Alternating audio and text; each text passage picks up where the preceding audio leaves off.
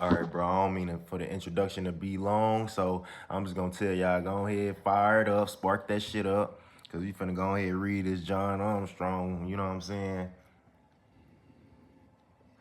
Well, what you call it? You know what I'm saying? You know what I'm saying? I gotta hit my little blunt a couple times, so let's get in there. Hold on, let's tap in. Let's give ourselves at least like 25 seconds, okay?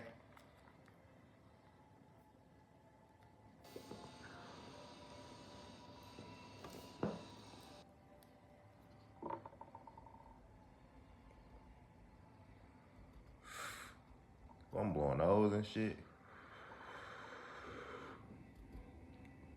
Make sure y'all give yourself some time, man.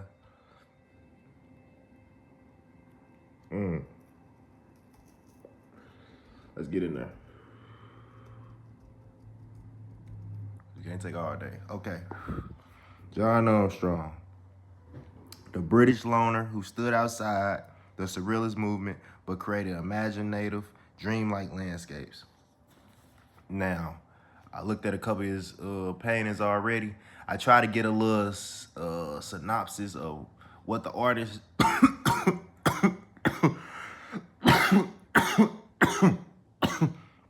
try to get a little synopsis, try to get a brief look at what they do, and shit.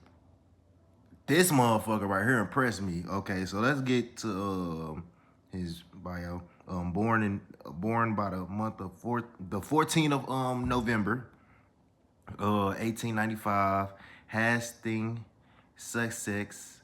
Parents, a father, a parson. I don't know what a parson is. Lived in Hastings, 1893. West Dean, Sussex, 1895. London, 1913 through 39. Dunmo, Essex. What the fuck? Essex. 1940, Lamorna, Cornwall, 1945, 55, London, 1955 through 73. Benita, married to Benita by 1936 through 8, Elsa Lanchester, Elizabeth Smart, Veronica Sipthorpe. Died by 1973, London. All right, so yeah. So he wasn't married before he died, though. All right, let's get to the what you call it. As an artist, John Armstrong was a loner, an independent spirit who had no links to the Surrealist group, but whose painting was often undeniably surrealist in character. The reason for this is simple. He described his mode of working as follows: these things come to me as completed images. Often when I'm half asleep. Afterwards, I have ideas about what they mean, but I suppose only a conference of psychologists could really analyze them.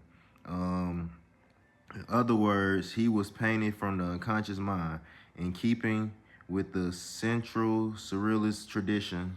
Armstrong was the delicate son of a strict Victorian parson in the south of England. He grew up in the country vicarage where he and his siblings were tutored at home by their parents. He soon rebelled against his rigorous imposed religious upbringing and saw art as his way to escape.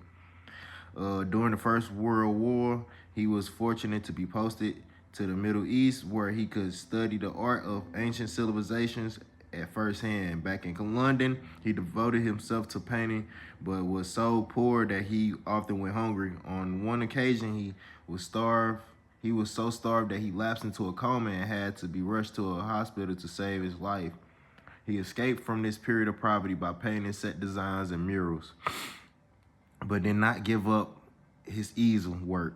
And in 1928, he was rewarded with his first solo show in London. It was a success with half the work sold, but the Great Depression of 1930s was soon to throw a dark shadow over the art world. A compensation was his friendship with the actor Charles Laughton and Laughton's wife, Elsa Lanchester. Armstrong had been a witness at the wedding in 1929, and in the 1930s, he moved into the world of cinema with them. working on various design projects while Lofton was away filming Munity on the Bounty. Lancaster made 3 short films starring Armstrong and his new girlfriend, Benita Jager, Jager uh, who later became his wife. Their marriage lasted only 2 years when Benita told him he was having an affair.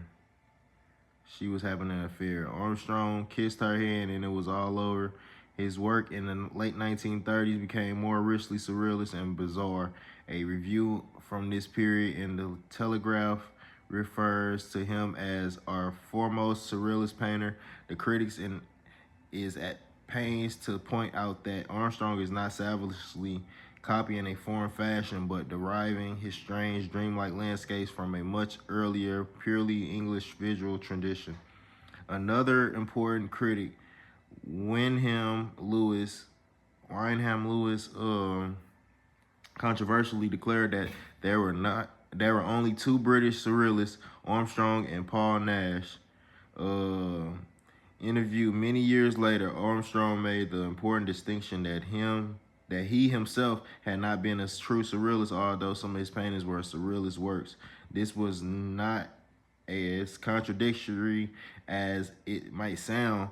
There were a number of painters who created surrealist pictures, but knew nothing at all about the surrealist movement itself or its manifesto and theories.